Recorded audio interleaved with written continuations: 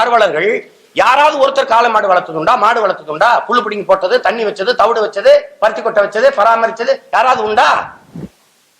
அதை வளர்க்கறது நீண்ட காலமா பாரம்பரியமா வளர்த்துக்கிட்டு இருக்கேன். நான் உயிருக்கு உயிரா நேச்சு என் குடும்பத்துல ஒரு சகோதரனா நிக்குது. அது புரட்சி தலைவர் வந்துட்டாயா, புரட்சி தலைவர் வந்துட்டாயா. அது முழுக்க முழுக்க வீட்டு மாடு. நீங்க புதுசா வந்தா அப்படி மூசி காட்டுமே வெளியே. நாங்க சின்ன குழந்தை எங்க கூட எங்க வாரிசுகள் பிள்ளைகளா இருந்தா கூட அதை தொட்டா அது பாட்டுக்கு நிக்கும்.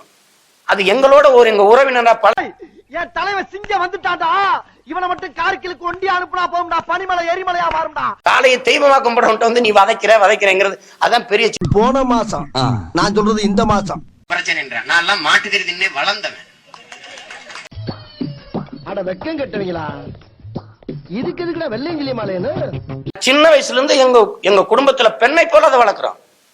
ஒரு குலதெய்வமா நாங்க நேச்சு வளர்க்குறோம். நான் பட்டினி கிடந்தாலும் அதுக்கு உரியதை கொடுத்து. அது வேற வாய், இது நார வாய். நான் உழுவேன், நான் விதைச்சேன், நான் வளர்த்தேன், நான் அறுத்தேன். இது ஏன் சாப்பிடாங்க இல்லையா? நான் விதைச்சது, வளர்த்தது, அறுத்தது சாப்பிடுறதுக்கு தாண்டா.